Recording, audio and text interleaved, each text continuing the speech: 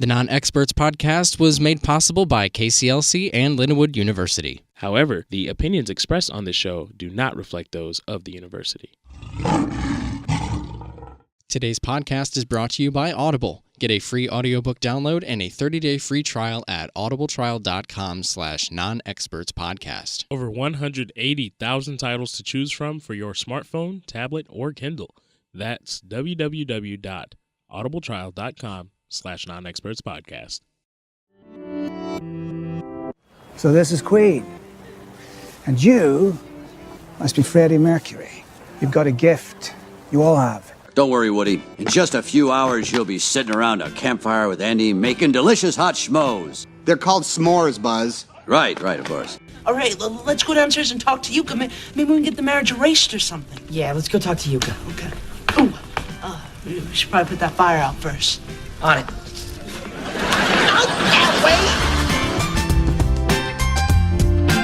I'm Romero. And I'm Chris. And we're the non-experts. We're not therapists. Or lawyers. Or firefighters. We don't have any licenses or degrees. So join us as we talk about news and pop culture and say whatever we want. Because we're the non-experts.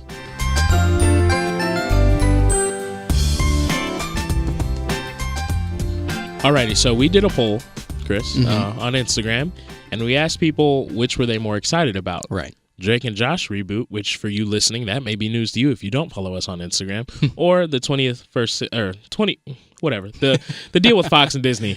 English is hard sometimes. Yeah. So anyway, the majority of people voted Drake and Josh, so that's where we're going to start today. Yeah. Unfortunately, I can't say a lot about this because I didn't have Nickelodeon as a kid, so Really? I only had like public TV, like Arthur and Oh, man. Dragon Tales and all that stuff. Can we get the sad violin music cue, please? Somebody pull it up. I know somebody knows what I'm talking about. Play the sad violin music. Man, that's unfortunate. Really? Yeah, so I, all the Nickelodeon shows I didn't really watch, all the Disney Channel shows, Cartoon Network, all that. The only times I ever saw them was when I went over to my cousin's house because they had all those channels. And so, I would see, like, Mom, SpongeBob and... Do I have to come home? I want to stay over here. He's got all the good channels. Right. So, yeah, I mean, like, I've seen, clips, obviously, from the original Drake and Josh. I mean, I can tell what kind of a show it is, It's just a kid's kind of sitcom. But, I think, guys, if you want to personally reach out to me, let's get a donation chain going, and I'm going to buy Chris the box set of Drake and Josh, the full series, so he can get caught up. That'll be binge-worthy. Well, as somebody that did grow up watching Drake and Josh, obviously really funny television. As you can tell from little clips, you can, like you said, you can kind of tell that it was pretty funny stuff. It's just, it's weird that they're going to do a new project, I guess. Yeah. Like some things you just think are kind of long gone and it's over with. Full House. And then they come back and you're like, who asked for this? I didn't ask for this. Right. And Josh isn't like fat anymore. He's in shape, and that's not funny. Nobody wants to see funny, healthy people. No, I'm kidding. But Only we liked you because you were fat. Yeah. Yeah, and that's for you too, Jonah Hill and Seth Rogen. Stay fat. Stop trying to get skinny. No, but seriously, I think it's just kind of weird that they're coming back with this. I didn't really know that was going to be a thing. But the fact that it's going to be like, it's aimed towards us that grew up watching them originally, so it's going to be a little more adult. Obviously probably not too far. They're not going to lose their minds or anything and just be over the top, but that should be interesting, I think. Yeah. So before that comes out, I'll invite you on over. Oh, yeah. We can watch some Drake and Josh reruns so you can be up to speed and fully aware of what's going on. Love it. Yeah. So let us know how you guys feel about it and if you're looking forward to it and what do you think is what it's going to be like in comparison, I guess, to what we originally grew up with. Should be interesting.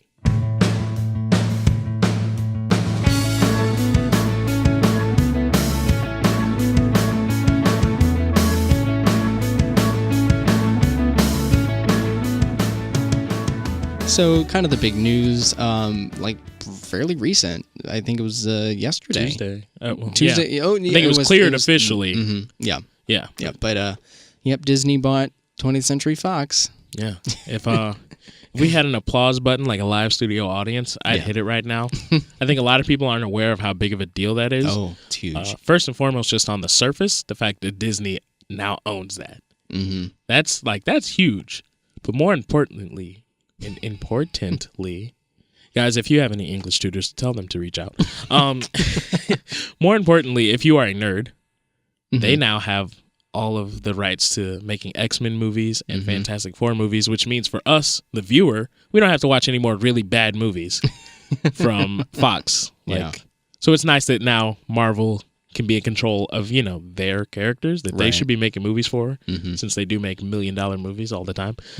So that's really huge. But just in general, all that Fox has, Disney's Disney's, yeah. Well, and it's about to be a monopoly. First thing, that's what it seemed like. But the first thing that came to my mind was now Star Wars is back with its original company, because they started 20th Century Fox. Then Disney bought the rights to Star Wars, but they didn't have the rights for the original movies. Yeah. And so now it's all combined. It's, the same, which is, I'm curious, they probably won't, but the newer Star Wars movies, like the sequel trilogy, how they started with where it just says Lucasfilm, and then, the rest of the movie. The old ones, you get the classic, fanfare.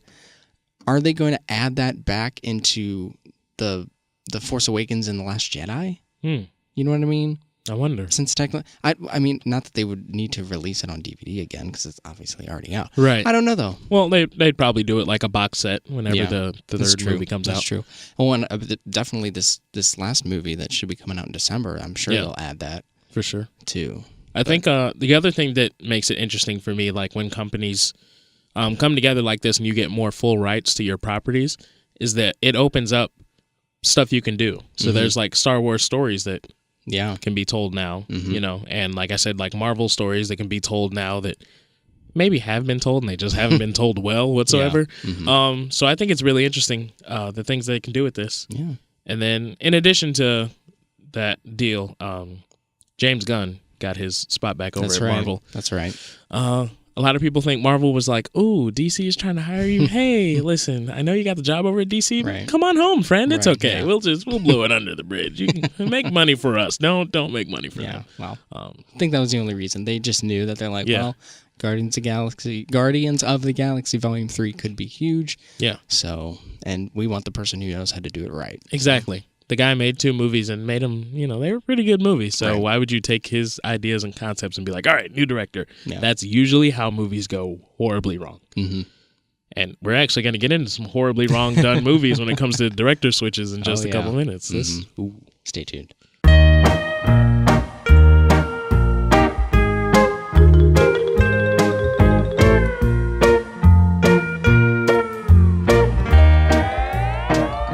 Alrighty. So as you remember, Chris, yes. Bohemian Rhapsody came out late last year, and they won Best Editing at the Oscars. Which, was a mistake. The only problem about that is a lot of people think the editing was really bad.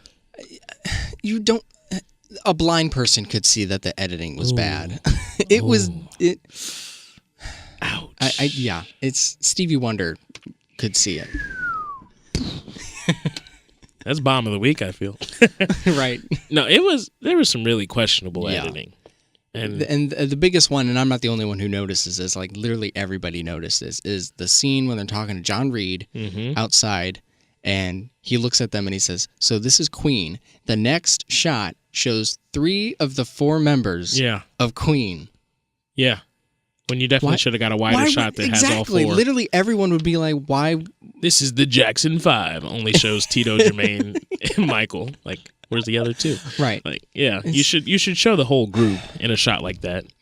Well, and we looked at it before, and it's all the same looking kind of shots. You know what I mean? Like, they don't really move around. They don't recompose the shot at all. It's just, it's there.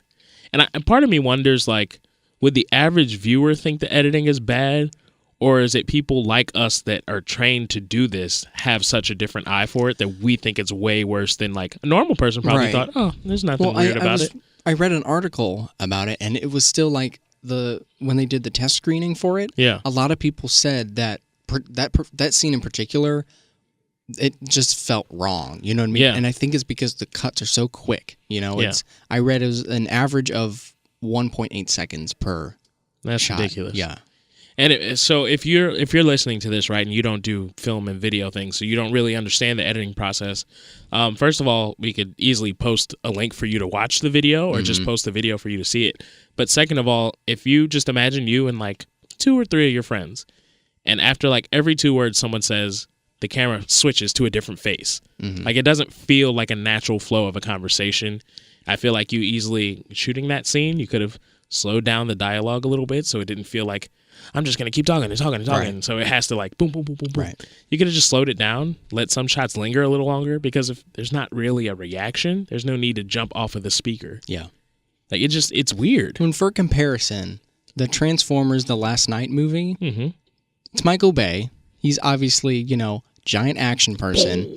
One of the biggest battle sequences in that movie had an average shot length of 2.8 seconds. Yeah. So you can see how a scene where people are literally sitting at a table and talking versus a giant battle scene, right? How long the shots last, and that makes no sense to me.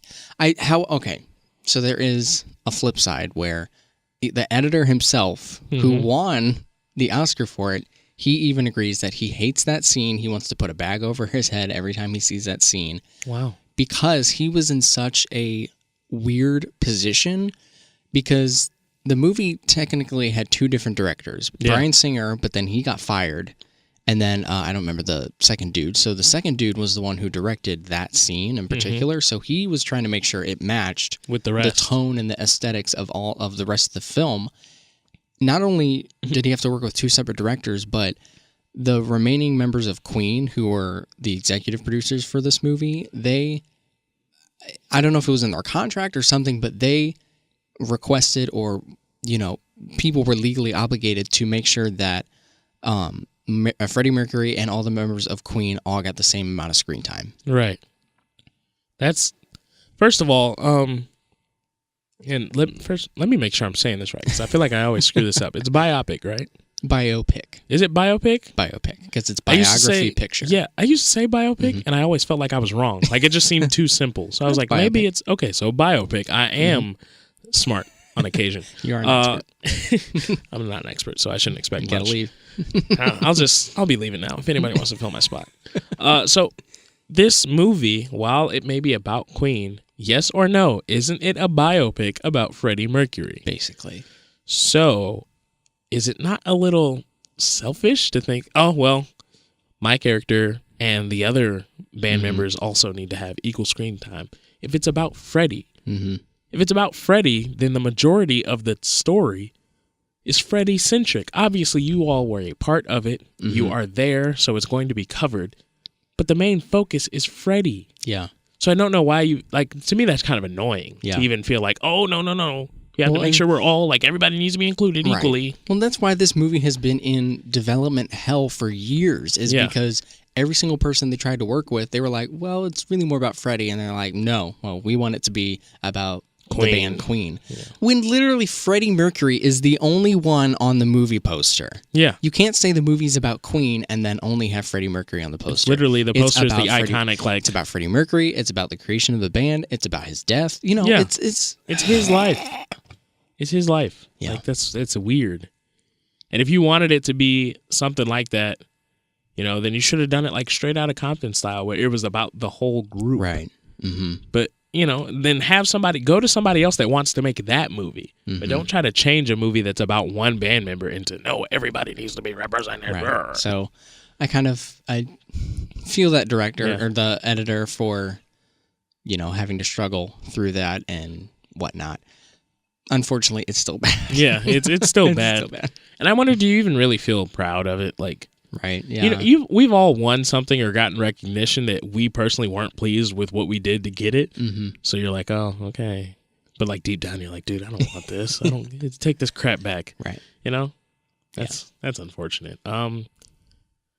It makes me not really want to see the movie anymore. I forgot to go see it when it was in theaters, and I really did. But watching that type of scene made me go, oh, I wonder. If you're a fan of music and you're a fan of Queen, it's worth going to see, but it is not Oscar worthy. We can leave it right there. I'll take that. So we have a special offer for you listeners. Well, I guess we don't, but Audible does. Yeah, unfortunately, we can't take credit for that. Right. Well, Audible, they are offering you a free audiobook download with a free 30-day trial to give you the opportunity to check out and see what they have. Do you have any recommendations of some things they could check out? Well, I personally would check out this book called The Compound. I read it. Okay, well, first of all, don't judge me, but I read this in middle school. But this was a really good book. Like, it was a good book. And it is written by S.A. Bodine, but it's narrated by Christopher Lane. Regular price $20, but with this special Audible offer, free. Yeah, that's really cool. Free. That's amazing. Yeah, so I would definitely check it out. It's kind of like a little kind of thriller novel. Pretty interesting. So it'd be, I think, a nice read, especially if you're just kind of sitting back and letting it be read to you. What about you? Well, speaking of thrillers and mystery, I'm going to recommend The Girl with the Dragon Tattoo, because I read that book, I think my sophomore year of college, and I really liked it. It's really suspenseful and mysterious. It's read by Simon Vance, who kind of like Simon Brick is like kind of the Madonna of audiobooks. Right. So a lot of, I think, award-winning narrator. So, yeah. Once again, guys, that is a free offer, free 30-day trial, as well as a free audiobook download. So make sure you check that out. If you've got the link, www.audibletrial.com/nonexpertspodcast.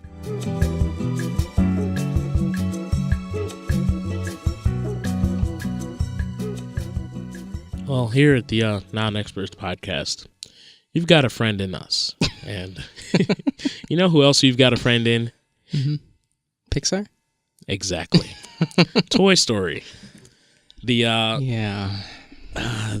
series that just won't seem to go away. No. You know, we all love Toy Story. It holds a special place in all of our hearts because all of us grew up with it. You know, we all had Toy Story memorabilia. And the first movie I ever saw in a movie theater was Toy Story 2. Wow. I think my first one was like Attack of the Phantom Menace or whatever it was. But the Star Wars. Anyway. Oh, that was a good time. So yeah, Toy Story 4 is coming out. Yeah. Which part of me, I know I'll still go see it regardless, because Toy Story, like I said, it just holds that nostalgic place in your heart. But part of me didn't even want Toy Story 3. I mean, and then I watched it and was like, it's fine, but we could have just left it. So I think Toy Story 3 was kind of like the perfect ending, you know, because Andy's grown up, they've moved on, and that's the end. Yeah. That's the end. There doesn't need to be anything afterward. And I was really hoping that Pixar in particular, because even though they're a part of, you know, the Disney section, they're still their own like company. You know what I mean? Like they do their own thing. They're just distributed by Disney. Right. And I was really hoping that they would not succumb to the disease of franchises and unnecessary sequels. Yeah. And yeah, not to say that all sequels are bad, because Toy Story 2 is probably one of the best sequels to a movie I've ever seen. Because usually there's the sequel slump. Right. Aside from Empire Strikes Back, that is my number one best sequel to a movie. Right. Toy Story 2, close second, because it is such an original story and, you know, all that stuff. And I think that for a while that had been the only sequel, because right after, because it was Toy Story, Bug's Life, Toy Story 2, you know, and then you get things like Monsters, Inc., Finding Nemo, Cars, you know, all the original movies, and then they decided to make sequels. They all decided to do sequels. And like I said, Toy Story 3 was perfect ending. Nothing else needed to be said. And yeah, I'm personally not a big fan of continuing past a third movie, because I like an even break. You know, I think of when you go a third movie, fine. If you go past third, I feel like you're stuck to the Star Wars standard now. Yeah. What are you going to end on movie 4? That's weird. It doesn't feel natural. You know, so I think 3 movies always works. You have a beginning, the introductory, and then you have the middle arc. They're going through things, and you have resolution. Well, and that's what makes a trilogy so special, especially like Star Wars. You know, you start, you meet the characters, second, plot thickens, next one thickens even further, but then, you know, everything gets settled and resolves. Yeah. And then you have the prequel trilogy, which some people don't like, but that's what we grew up with, and it's okay. Still follows that, you know, that kind of arc. It's Anakin's arc into, which, you know, I've talked about before, is unnecessary. It's like watching the Titanic and not knowing it's going to sink. Yeah. But. And then the new trilogy that no one cares about. Right. So anyway, I don't really see the point in the Toy Story 4. Like I said, I'll watch it regardless. And, you know, more than anything, it just feels like another money grab. because you have generations of people that love Toy Story. We grew up on it. We're 23, going on 24. There are people that are older than us that grew up on it. And then, like, the generations below us, it was so weird to me when Toy Story 3 was coming out, and my younger cousin had an Andy toy and a Buzz Lightyear toy. I was like, this is so strange, because I remember this being me. Like, this is, it's trickling down now. So it just feels like money grabs at this point for us that are old enough to notice it. Of course, the kids are going to love it, and the merchandise is going to sell. Which, it's, and that just stinks, because they're losing their kind of genuine, like, they're how different they were, you know what I mean? Because their movies were so different. But now it's kind of like the same. And, it's all the same formula, all the same stuff. To get into the actual trailer, which I guess we should. So now they're Bonnie's toys. And Bonnie has created this little toy out of a spork. Yep. She put a spork and got that little, what is it, pipe wire? Pipe cleaners. Pipe cleaners. She puts some little pipe cleaners on them and some little googly eyes. Boom. My spork is now a toy. Spork is not a fan of being a toy, and he wants to run away. He thinks he was made for eating only, because, these are all sentient beings. Right, yeah. They're not just normal little pieces of plastic, apparently. Yeah, so he runs away, and Andy takes it upon himself to jump out of a moving vehicle. Not Andy, Woody. Gee, there's too many names in there. Woody takes it upon himself to try to relocate Spork, because... dang it, we're toys, and it is our duty to make sure that child is happy. If she wants that spork, we will go get that spork. And everybody else is like, really? Woody? Are you serious? I already sound bored. Like, it's another, like, adventure thing. Like, let's follow these toys, as nobody notices that their freaking toys are gone and moving on their own. Like, how did these toys move? I haven't moved them. Where's my Woody? He was right here yesterday. Where's the spork? Like, it's just weird. It's kind of a weird thing that always goes on. I think the big thing, especially if you're a fan of the movies, I think the really big thing about this movie is that it's the return of Little Bo Peep. Yeah. Because in Toy Story 3, you find out that, she was sold off, a couple of years, before the events of 3, and now she's joining them again. So clearly, I need to go back and watch. I think you do, yeah. You're missing 3. out some of the details. I feel like I'm, like, really fuzzy. Like, you're saying things, and in my head I'm like, did that really happen? It doesn't seem right. I promise. Oh, well, yeah, that makes sense then, because I've seen some, like, little promotional pieces that are like, ooh, Bo Peep. Yeah. And I was like, okay, whatever. Yeah, whatever. Now it makes sense. So clearly, you have to watch Drake and Josh with me, and in return, you have to show me Toy Story 3. I have all of them. And I have to sit down and rewatch it and focus in, because it didn't make an impression on me. That shows you how impressive it is. Let us know how you feel about Toy Story 4, if you're even really looking forward to it. And then be honest, you're still going to see it anyway. So let's all go together. Yeah, that's true. That's all I got. I don't even know.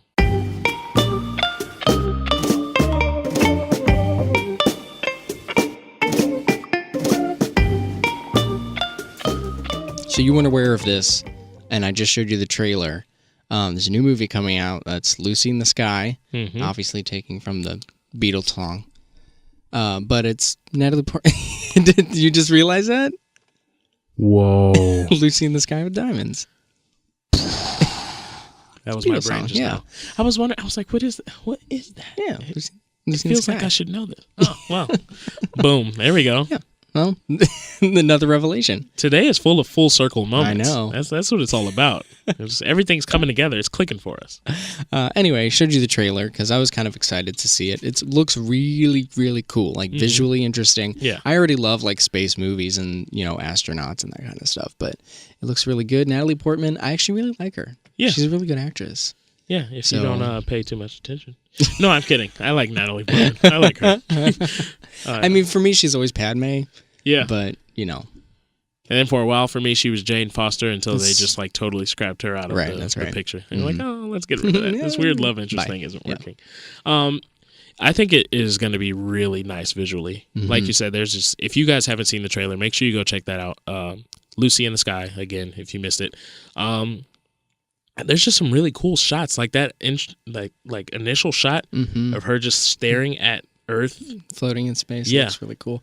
When obviously there is like CG elements in there, right? But I can kind of tell that there's already a lot of practical effects that they're using. Absolutely. Like things that they can do in camera or right in front of the camera without any sort of editing and that kind of stuff, which I always love. I love it when movies decide to use practical effects rather than CGI because you can tell when it's CGI, it just looks fake, but some things you can't do in real life. So, some things it makes sense, but sometimes it's like, oh, you could have found a practical way to at least make it like 50-50. Because you can do that too. Yeah.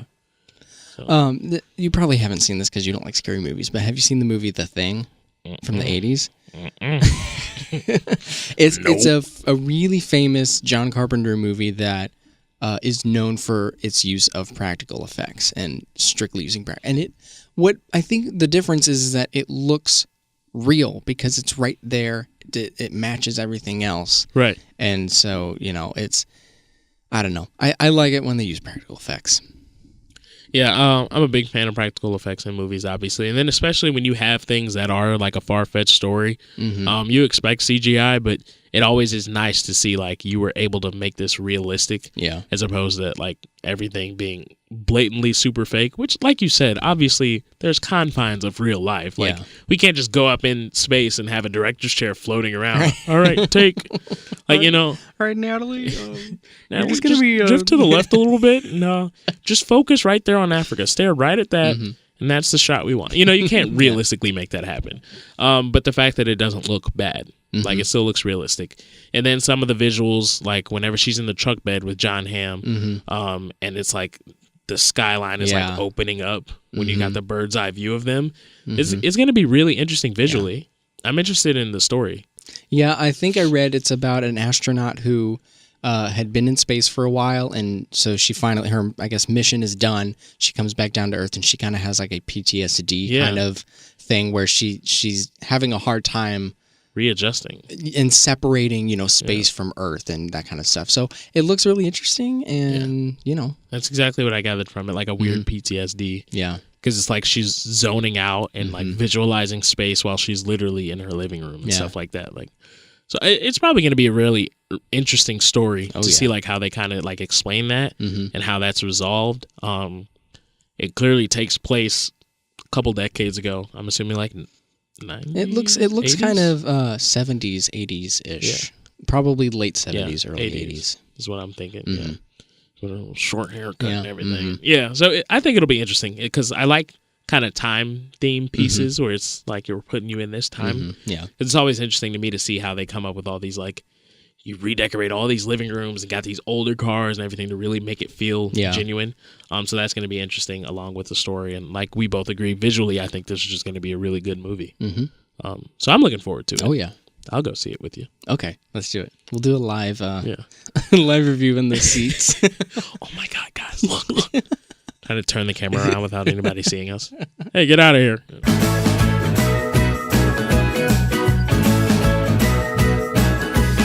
Are you going to sing your song? All right, guys. You know what time it is. We've gotten rid of all of the big guns for this week. So it's time for This Week in Florida. There it is. Love it. Alrighty. I'll try not to be so tone deaf in the future. I gotta like mix and master it. Get a little like tuning keyboard. One of these days it's gonna be a legit jingle, and you guys are gonna love it. Oh yeah. Okay.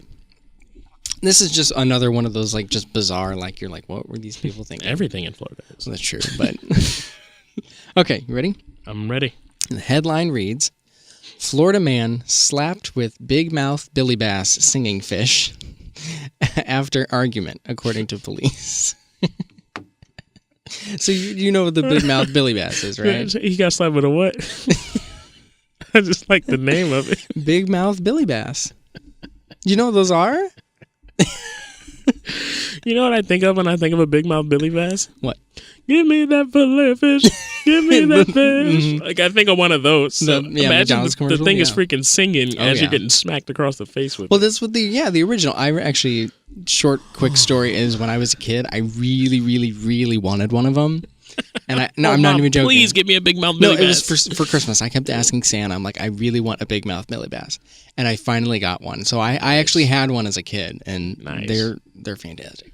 Anyway. Make sure to slap somebody with it. Right. At the next family dispute, slap your brother or your sister. Yeah, I don't know where it is. It's somewhere. I saw sorry, I keep tangent. I did see somebody, they hooked it up to their Alexa device. And so anytime they said Alexa, it would go, whoop, it would like stick out.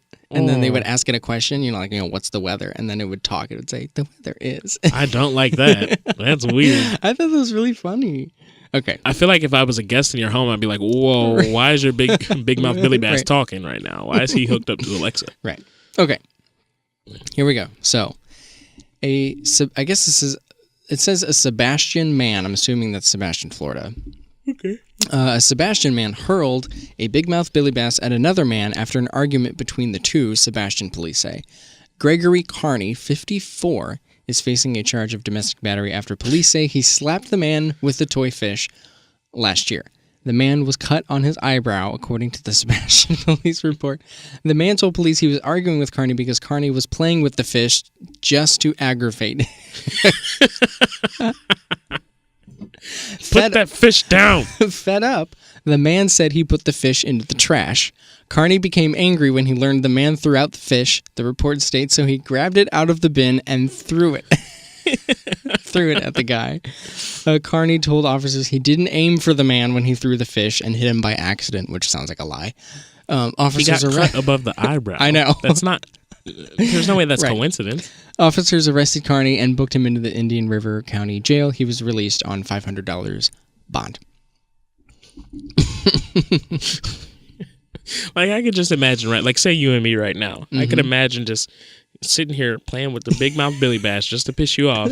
Like, give me the fish. Like, I'm sick of it, Romero. Give me the fish. And throw it away. I'm like, oh, yeah? You want to throw the fish away? And just throw the fish right at your face. Oh, it was an accident. Like, a face, the surface area of a face isn't that big. So I have a hard time believing that you threw a fish and had no intention of hitting him in the face. And you're like, oh. I said, I'm sorry. It wasn't on purpose. I was just angry. And what y'all 50-something years old, man. You're too old to be intentionally pissing people off. Mm-hmm. Right? Whenever your buddy was like, all right, put the fish down, you should have been like, okay. Put the fish down. Imagine What's funny is you already said, it's like, can you imagine the fish singing while, it's like, don't worry. Give me that fish. Give me that fish. Which, by the way, that commercial is back now. Is it? Yeah. Are they doing like a Geico situation where they're bringing back all their old commercials? I think it's a new fish because I don't think the original fish looked like that. But this guy was like on a big fishing boat. He's in his big old yellow raincoat and everything. And then he turns and the fish is there. And he's like pouring the fish out, and he's like, "Give me that like a fish." So it's like that's what initially made me crack up so much, because that's what I think of when I think of these fish anyway. But then the fact that commercial, I literally saw it like 3 days ago. That's fantastic. But yeah, that's what's funny is it's a totally kind of normal situation. You know what I mean? Like them having an argument and then people throwing stuff. It just so happened to be a big mouth Billy Bass. Hey, so what are you in here for? I took a big mouth Billy Bass and I threw it right at that bastard's eye. He tried to throw it away and I wasn't having it. So. I wasn't having it. Like, you can imagine having to explain that to your family. Like, oh, John, how'd you get that cut above your eye? Bill threw a freaking big mouth Billy Bass at my forehead, and that's kind of funny though. These are getting funnier. They're getting less like odd and more funny. Yeah. So Florida, I am all for you doing crazy stuff as long as it's humorous. But like some of them, they're borderline humorous, borderline scary. Like I think the machete story is still the funniest one. The machete named Kindness is still got to be the funniest thing I've ever heard. I'm going to kill you with kindness. I love it. All right, it is my turn to ask you a very thought-provoking question. And I hope you are ready to answer, because this one is going to be really fun. Oh, God. I started sounding really serious, and I realized I got to throw in a laugh so people know I'm not just a psycho. All right. If you all don't hear from me on next week's episode, you know who to come to. All righty. What is the most annoying habit that other people have? Oh, one thing I really cannot stand? I hate when people smack while they're eating. Yes. That drives me insane. Like, I could literally reach across the table and choke you until you turn purple. I hate it. And my little cousin does it. And no matter how many times, like, I don't care. We'll be sitting at the table. We can be in a restaurant and I'll be like, dude, shut up. Yeah. Eat with your mouth closed. And he'll look at me like, oh, my bad. But it's like, I get it. You know, with all habits, if you've been doing it for a while, it's hard to break because you have to intentionally try not to for a prolonged period of time before you establish a habit of not doing it. Mm-hmm. Oh, I hate when people smack. Me too. It drives me insane. Related to that, probably not my worst, but at the top of my list is when people eat with their mouth open or chew with their mouth open. I don't want to see what's in your mouth right now. Or ever. Close your mouth, please. It's not hard to just close your mouth. Close your mouth. Mm-hmm. Like, you're sitting there eating, and you're just over there enjoying your meal, and the person next to you. Oh, it's so hate it's it. Like, related to that, I hate when people drink and they gulp loudly, where they're like, yeah. I'm like, why is that necessary? Just swallow like normal people. Actually, feeding off of that, this is what we're going to do. We're just going to bounce off of each other's pet peeves and find a related pet peeve at this point. So I'm not going to put her name out there, but you know this young lady. Okay. I'm very acquainted with her. She drinks water bottles in a fashion almost as if she spent a month and a half in the Sahara with no water. So she literally is like drinking the water and like crushing the bottle the whole way down, like trying to get every last sip. And I'm like, Miss, just drink the water like a normal human being. Yeah. You cannot be that thirsty right now. This cannot be that serious. Right. Drives me nuts. Yeah. What is something else people do that I really hate? Moving away from food and drink, this is my number one, and this has always been my number one, is people who walk really slow and you're behind them. Oh, God. It's happened in high school. It happens at the grocery store. And it's everywhere where people literally just do not walk fast enough. Please move. And then you just like try and go around them, but then they're like, they start veering over there too. And you're like, I can't, I'm trying to get past just you. Let me get out. Please let me move away from this situation. Yeah. No. So for those of you that follow me on Instagram, you saw my news you can't use, which I do pretty often. But the most recent one, I was talking about being on the highway and, the left lane, passing / fast lane. There are people that go and sit in the left lane with no intention of actually passing anyone or any intention of speeding. So why is it that we are in the left lane? I am going 80, which maybe I shouldn't be, but that's not your business. Right. I'm going 80 and you're going 60, like 63. Yeah. And the people next to you are going faster. They're not in the passing lane. And then there's nothing in front of you. And there's nothing preventing you from getting over. You're just... Well, in some states, it's illegal to stay in the left lane if you're not passing. Yeah. It needs to be like... You need to get a fat ticket for it. Because I spend a lot of time in the left lane. But the thing is, if I pass you and in 2 seconds I'm going to have to get back over and pass another guy, I'm just going to stay here for a minute. Right, yeah. That's one thing. But to just be...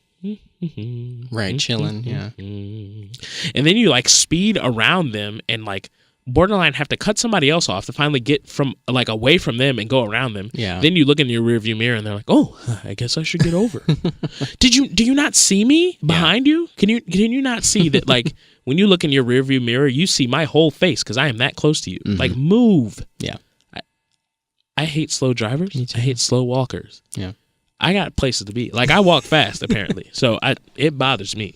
Well, I walk fast too, so we're we're in sync. This is yeah. If you are a slow walker / driver and you don't know how to chew with your mouth closed, just know we don't like you. Unsubscribe right now. You are the worst type of person, and you are not welcome to listen anymore.